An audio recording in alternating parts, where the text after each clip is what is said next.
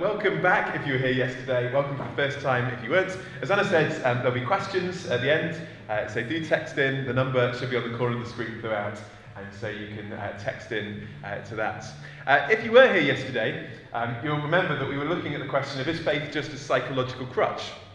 And we were saying the problem with the argument from psychology is that it doesn't actually help you know whether something's true or not. It provides a very good explanation for why people believe in God if there is no God, but it also provides an equally good explanation for why people don't believe in God if there actually is a God. But it doesn't actually help you answer the question of whether there is a God. For that, we said, you actually need to start looking at the evidence. And when it comes to that question, I guess some people here might say, well, that is the problem, isn't it? Because as far as you're concerned as a Christian, your evidence is the Bible. And how can you believe in the Bible? Because the Bible, at the end of the day, is just a fairy tale. How can you take that as historical? Isn't it just a biased and fabricated story? And if it was so true, why do we only have sources about this stuff from the Bible? Why don't we have other sources as well that kind of back it up? Okay? And lots of people have made these kind of points. Darren Brown, famous Bristol graduate, said this. He said, the evidence shows very clearly that the stories of the New Testament were written in the first couple of 100 years after Jesus died. The early Christians needed stories and legends to inspire them and give them credence. So he says, well, basically they're just fictitious stories to give a kind of credibility to this Christian movement. You may have read or watched the Da Vinci Code by not Darren Brown, but Dan Brown. And he makes a similar point. He says, well, the stories in the Bible, you can't really believe them. They're just fabricated stories. And he says they were fabricated for political reasons in the 4th century to give Christianity political power. He says the real truth about Jesus is quite different to what we find in the Bible. Now, some people obviously observe that Da Vinci Code was a work of fiction, but as Richard Dawkins says, he says the only difference between the Da Vinci Code and the Gospels is the Gospels are ancient fiction while the Da Vinci Code is modern fiction. So he's saying you really can't believe either. And I guess that's what a lot of people would think. And the late Christopher Hitchens, talking about the New Testament part of the Bible, says, it's a crude work of carpentry hammered together long after the purported events, full of improvised attempts to make things come out right. In other words, you really can't trust it. You really can't stake much on it. Now, there are, I want to suggest, two problems or two mistakes we can have when we come to the question of the Bible. The first is to assume, as some maybe religious fundamentalist people would do, that a book must be true just because it's a religious book. We kind of give it special treatments and say, well, we won't even question it.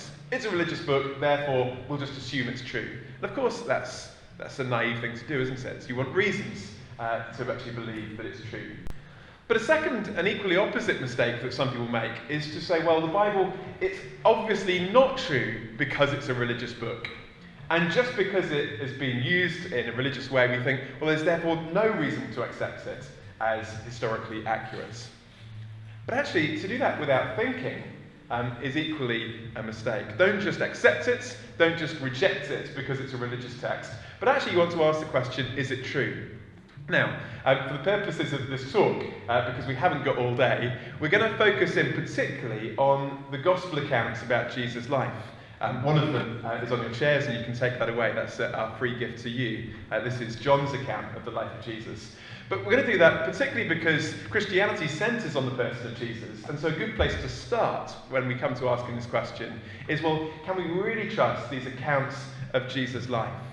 And I want to suggest it's a really important question. Because if we can't, if these are just fabricated fairy tales, then Christianity falls apart. Because Christianity is built on not just an idea or a philosophy, but on historical events. The life, death, and resurrection of Jesus. If those things didn't happen, then we should close down our churches, we should close down the Christian Union, and we should all go off and do something else with our time, because there isn't anything to it. It's a fairy tale, it's not true. But if it is true, there are huge implications as well, aren't there? If there really was someone who lived, died, and rose again 2,000 years ago, that has implications to the biggest questions of life. So I think it's important that we think about it. Now, I want us to look at a number of questions in regard to this, and then we'll go to yours. The first question is this: can we really treat the Gospels as history? can we treat these as historical books? Well, you may want to ask the question, well, who wrote them and when? That's a good first question to ask. And when it comes to the Gospels, they were either written by eyewitnesses, as in the case of John, he talks about that in the last couple of chapters, or by people who knew the eyewitnesses, for instance, Luke, who says he wasn't personally an eyewitness of Jesus, but he'd investigated and spoken to the eyewitnesses. But importantly, we've got very good reason for saying that the Gospels were written within the first century. Okay? They weren't later inventions in the 2nd or 3rd century. A couple of reasons for that. Firstly, if you go to Manchester, you can see this. This is a fragment of John's Gospel, and this dates from about 125 AD. It's not the original, it's a copy of John's Gospel, and it's located, or it was located, in Egypt. That's where they found it. John is suggested to be probably the last of the Gospels to be written. And so this copy of John's Gospel dates from within probably 30 or 40 years of when it was first written, right at the beginning of the 2nd century. So the idea that John was written way on later just doesn't fit with the evidence there. But secondly, there's another reason why we know that the Gospels were written in the 1st century. And that is that other people started quoting and citing the Gospels by the end of the 1st century. And it's very hard to quote a book that hasn't been written yet. So we know that at some point within the 1st century, the Gospels were written. That's important because it's much harder to make up a story when the eyewitnesses are still alive than it is when the eyewitnesses have died generations before. But you might still say, well, okay, but there's still a big gap between Jesus and when they were written.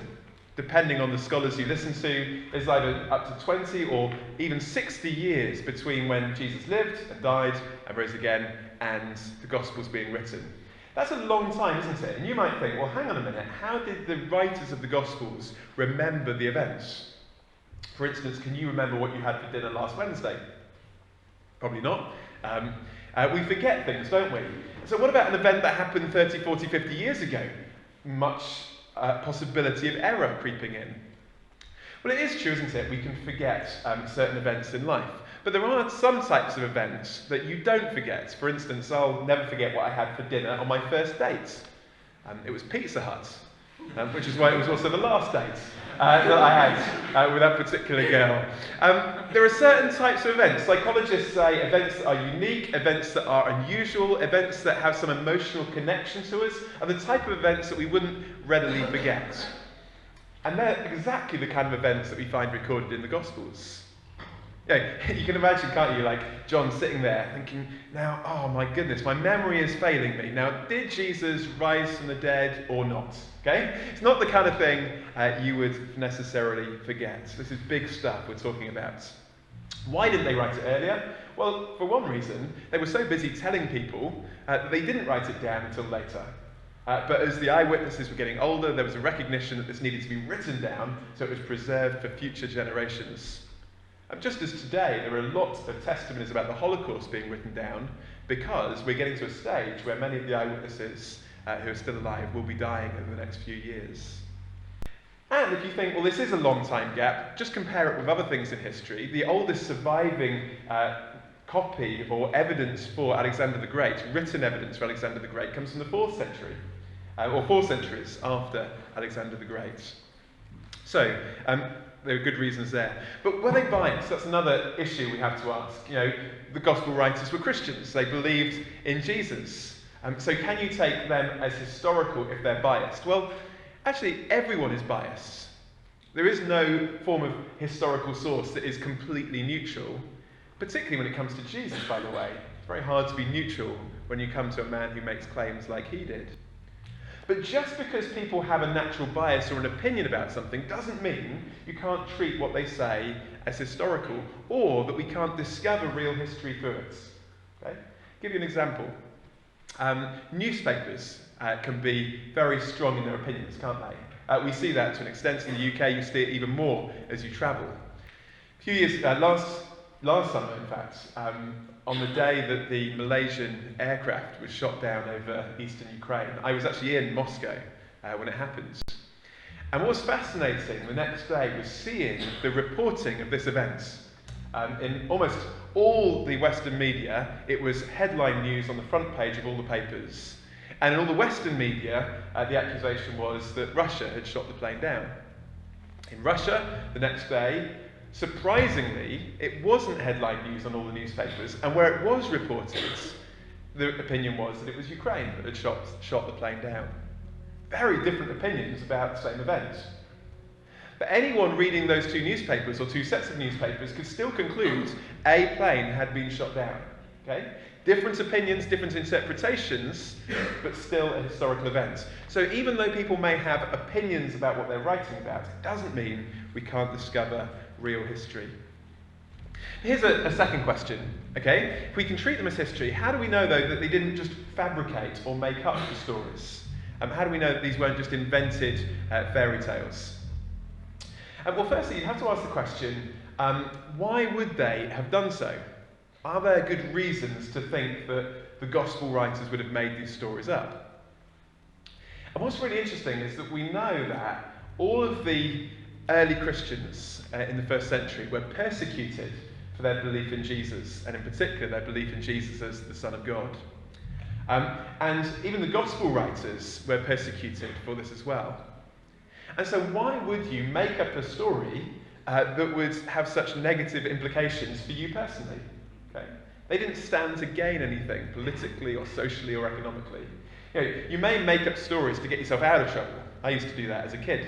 I used to say things like, my sister did it, or the dog ate it, or it was on fire when I got here. Those kind of stories that you would make up to get yourself out of trouble. But I never ever made up a story to get myself into trouble.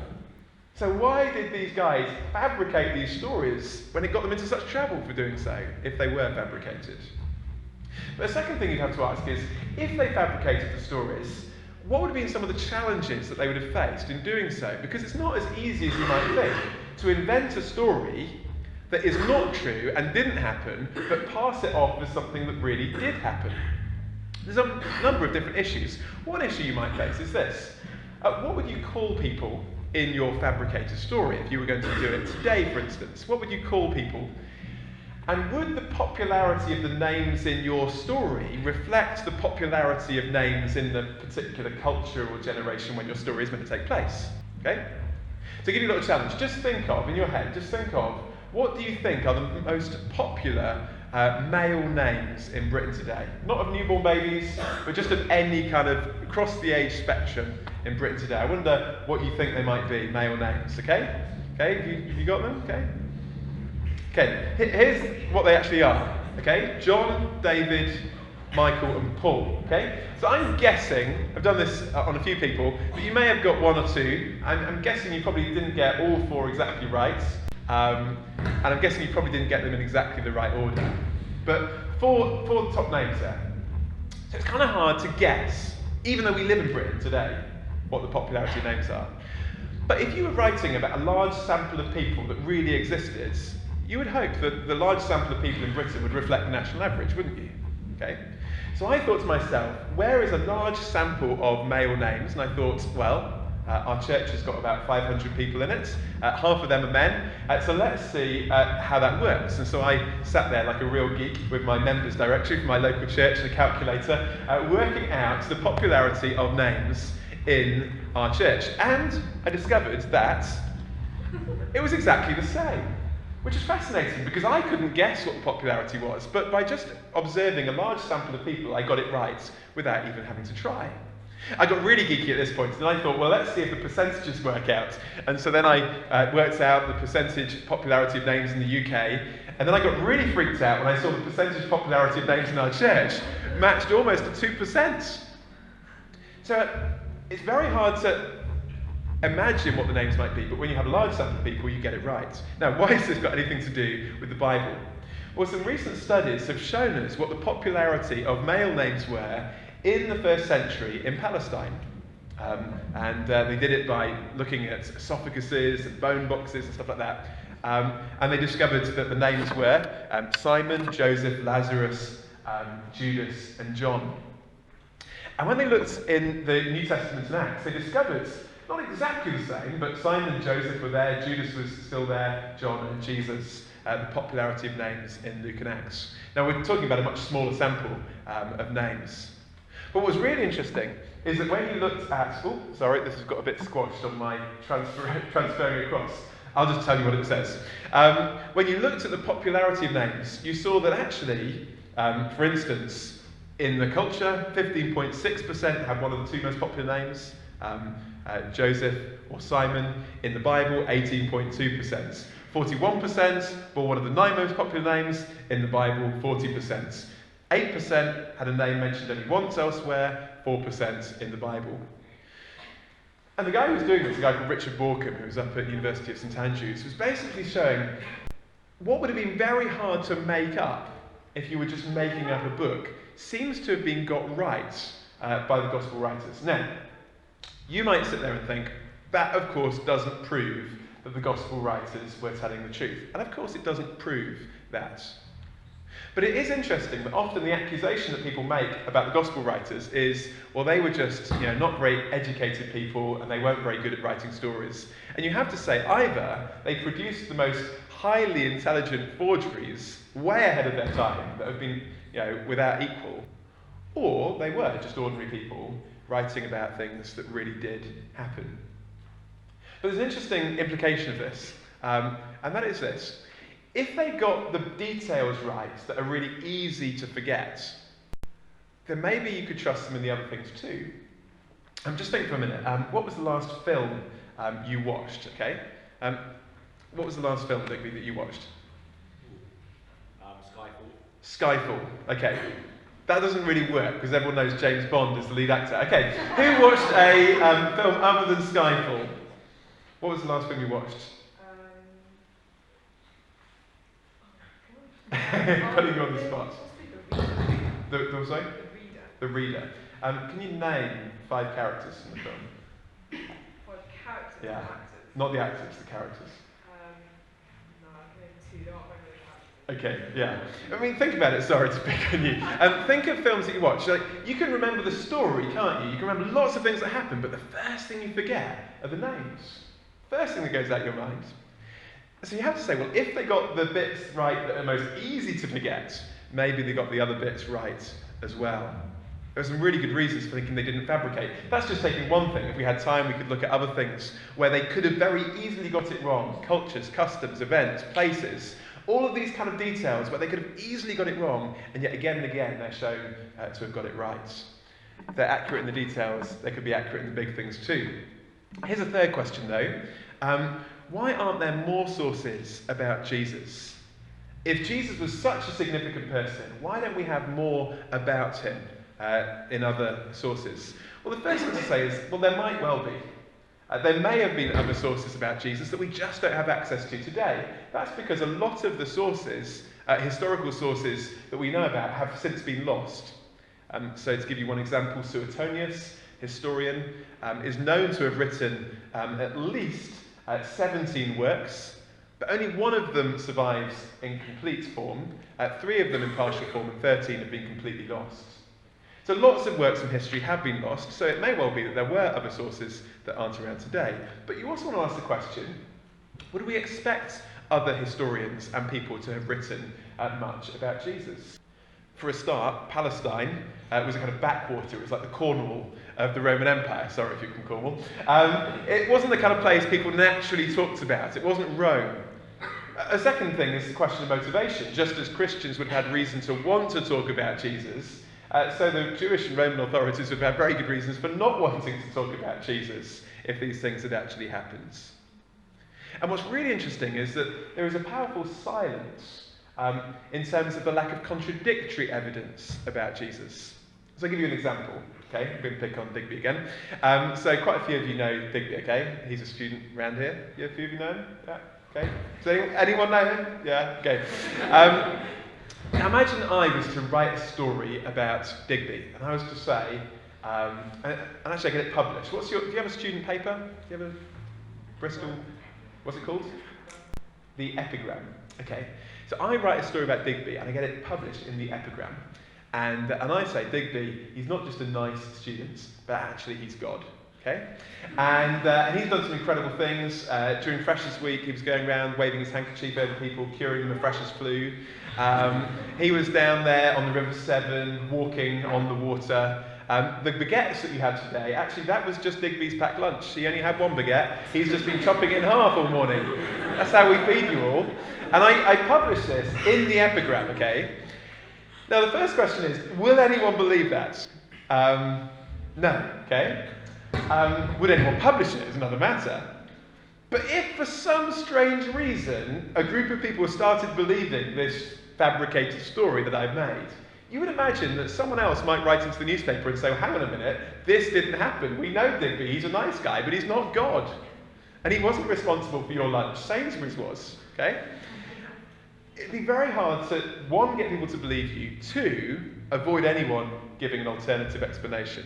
And yet, despite the fact the Gospels are written and distributed and widely believed within the first century, none of the opponents of Christianity seems to give any alternative explanation for what was really going on. There's a powerful silence. And just because we can't verify every event in the Bible doesn't mean we can't trust what the Bible says unless we can verify it from other sources. Okay? I'll give you an illustration of that. Imagine I was married, okay? And I come home and I'm sitting there at home, my wife comes in and I say to her, oh, what were you doing today? And she says, well, I was shopping. And I say, prove it. And she says, sorry.